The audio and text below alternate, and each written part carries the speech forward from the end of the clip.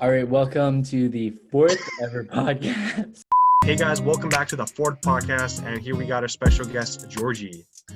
Yo, what's up, guys? My name is Georgie Stanchev. I'm a finance student at SFU. I'm also a part-time lifeguard, and I've been creating some YouTube videos during this quarantine, and so far it's been going pretty well. Awesome. Well, I got a lot of questions for you, Georgie. So here we go. I noticed you've been like uploading like crazy on YouTube. Like, what's the plan? What I'm trying to do is just get better at speaking to the camera Okay. and just in general. It's going to be a skill that I have to learn anyways.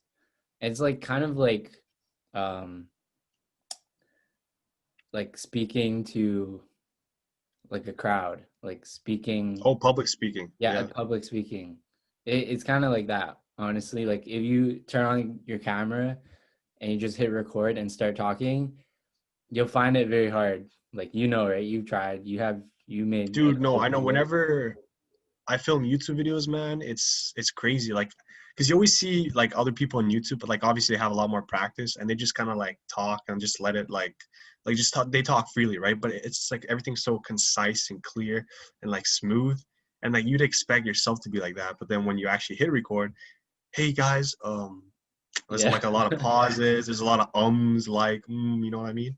So Yeah. yeah, no, I definitely feel you. I It's also want to take like some public speaking classes. I was looking on my laptop.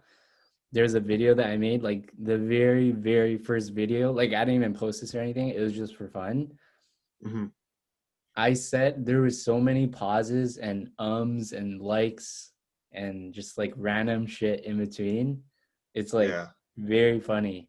It's like like No, from I then know, and man. now I'm It's still shit, but it was a lot worse when you first start, like first time. It's really hard. I think it's just like a lack of confidence, right? Like if you're really confident about a subject, right? Like you're not gonna stutter. Like you just know the facts, you know exactly what to say.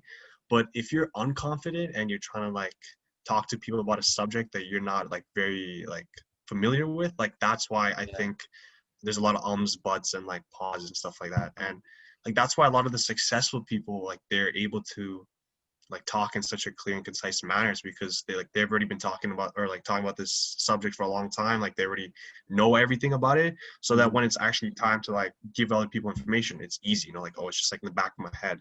But for Yeah. us, like we're still very young and like we don't know a lot of stuff.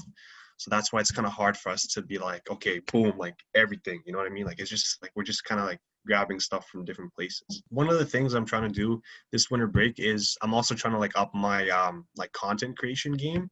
So I've been on TikTok and I'm trying to do like a little bit of like finance and like self-improvement stuff. Yeah. Like each video is about one of those two topics. And yeah, dude, same thing. Like just because like it's not really coming from like personal experience, like a lot of this stuff, because I'm still very young. Like I haven't really done much to have like a lot of great tips because I'm still like living with my parents, stuff like that, right? So I don't Yeah. have like a lot of crazy good tips. And like I do notice myself being like very awkward and just like not very confident. And that's why like I notice like my speech is very pausy and stuff like that. Why did you stop TikTok? Like you could easily be doing the same thing on YouTube, but on TikTok, making it more digestible and then bringing people to your YouTube. Yeah, that is true. I see a lot of people, like you mean specifically for like finance and like self-development or just like topics like that, right? Honestly, anything like I think TikTok is just such a great organic source of traffic. Like you know, like Instagram, dude, it's impossible to grow Yeah. like fast. It used Like to you can be. hashtag. Yeah, I used to be. I remember like back in the day, like you can hashtag like the crap out of all your photos and like it won't like really get that much likes. But TikTok, you can have one viral video and then like after that you'll have like thousands of followers. So a lot of people they're doing is they're just using TikTok as like a stepping stool and then Yeah. like moving it over. I think you should definitely do that because like it'd just be a lot easier than going from YouTube like from zero. Yeah, I see a lot of these like real estate agents and real estate investors. They started on TikTok. And Yeah, since they're dude. like old and have a lot of experience, right? They actually have something to show to younger people. So they gained a lot of followers on TikTok first. And then they brought their brand over to YouTube and Instagram and other social media platforms. And now they're like pretty well known. ever since I started reading about um like the bad parts about TikTok, I kind of like didn't enjoy it as much anymore. But that's kind of like if you're What do you consuming, mean? Like, what are the bad parts? I'm just not like familiar with this. like you said, like short term, what's it called? The like just Like not having the attention span. attention span to like, because if you train your mind, like on TikTok, if you don't like something, you just swipe, right? You Yeah. swipe, and if you don't like it, swipe. I don't like it, swipe. I watch it for 3 seconds, swipe, and that trains your mind to just like not have not be able to focus on things properly, right? Like you said, you Hmm. kind of are like that now, right? Like you said, if you see like a 10-minute video on YouTube, you kind of don't really want to watch it because it's too long, right? So, but I think Mm. it's kind of from like if you're consuming content, then that's a problem. But if you're making content and not using TikTok, like just randomly, then I guess I would be fine with that. Yeah, I understand what you're saying, but like obviously with everything there's pros and cons, right? And like one of the cons is like you have a very fast, or what was it, like your attention span is like a lot shorter. Yeah, But like on TikTok, I'm learning a lots of new stuff, bro. Like there's just so much, like all the content, it is very short, but it's also like very digestible. And like I'm actually able to learn like a lot of things. Like I've probably learned more on TikTok than I have on YouTube for like the past like year, dude. Like TikTok, like now like everybody's on that platform, like pretty much everybody actually, even celebrities, like all that stuff. Yeah, dude, there's a lot of good content. And like if you're really on there just to learn, then like don't really focus on like a lot of the entertainment, like the yeah, entertainment side. Focus on like the educational side, and like you will definitely learn and a lot of stuff. So like obviously pros and cons, but I think the pros kind of outweigh the cons. Like, and if the cons are really a problem, like you're a short attention span, then like you can just train yourself. You know what I mean? Like just add it on, like read a book, once a day, or just do something to kind of counteract the short videos on TikTok. But I still think there's a lot of value on TikTok, like yeah. from an No, educational. there is a lot of value on it. Like you can learn a lot. I think it just depends on how you use it. Like don't abuse Exactly. Yeah. it, right? Like don't Hmm. just go on it randomly for entertainment. Like use it for educational purposes. So, by the way, like, what's with all this real estate stuff? Like, how's that going? Like, you haven't really told me anything.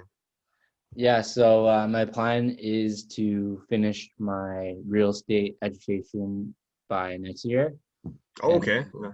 I'm gonna get my real estate license after my birthday, and then I'm gonna start just basically learning as much as I can about the business, and hopefully I can start doing some deals. And then one of the goals that I have for my real estate career is to become the number one real estate agent on social media, at least in BC. I think shooting like for Canada, entire Canada would be like kind of crazy for right now. But what I see, the reason for this is because one of the weaknesses I see in 99.9% of real estate agents is that they don't have a social presence, online presence. Yeah, just like those bus stop ads and stuff like that. Yeah, we're in 2020, man. And I don't blame the real estate agents for not doing this. Is because most of the real estate agents, they're like millennials, Hmm. right? They didn't grow up with technology, right? Gen Z generation. Hmm. We grew up with technology. Like ever since we were born, like we all had phones when we were teens. We had we have computers, like we have everything. We have all the technology, and I Yeah. think as a Gen Z real estate agent, I have to leverage online presence as much as possible. And Yeah. I would be able to surpass so many real estate agents very quickly by doing this. Yeah. I just want to add a little bit. Like, I totally agree with what you're saying. I think because obviously the population in Earth is now, I think, like 7 billion, close to 8 billion. I think like that the more people that we have, like the harder it is to stand out. And one of the best ways and easiest ways to stand out is through social media. And that's why I think in the future, a lot of your success, in my opinion, like will be based on your social media following, because there's just tons of people. Like, what makes you different than somebody else, right? But if you have like an authority on like social media, like a big presence, I think it's just gonna give you a lot more opportunities. So yeah, like I totally agree with what you're saying. Hmm. Like you were saying, bus ads, right? You always see those real estate agents. They have ads, Yeah, for those those benches, right? And okay, first of all, how many people are going to see that? And second of all, do any of us even care about that, even if we do, nah, right? No. yeah, So having the ability to reach like millions of people online is so much better than spending money on these stupid, like, okay, I don't want to say stupid, but like newspaper ads, bus stop ads. Just the old fashioned way of marketing is just very hard to get by nowadays, I would say. yeah. You're trying to kind of go and be like Ryan, right? Or what's that real estate agent guy? Yeah, so Ryan Serhant, Yeah, yeah. he's kind of the first real estate agent to really like publicize his work, Hmm. and he was able to grow his YouTube channel in, I think it was around a year, from 0 to over 1 million subscribers In a now. year, really? Yeah, around a year. Oh, that's crazy. And he made a video actually talking about how he sold multiple properties through YouTube. So people would just reach out to him on YouTube and would say, "Oh, I want to buy a property. Can you help me?" And that's how he does his deals now. And it's all through social media and just creating content for people to see. And he does over $1 billion a year consistently. Like his firm, right? Um, I think his team, like his own team, Oh, okay. Wow. Damn. sells over $1 billion of real estate every single year. That's crazy. That's a So fat check. yeah. So he actually said in another one of his videos, he makes like $1 million every month. Every month? Yeah. I mean, I guess he is in New York and like, yeah, there's crazy properties there. So yeah, and he has a crazy big following. So yeah, I could definitely see that. Mm-hmm. Plus And YouTube too. yeah, Like yeah. he has.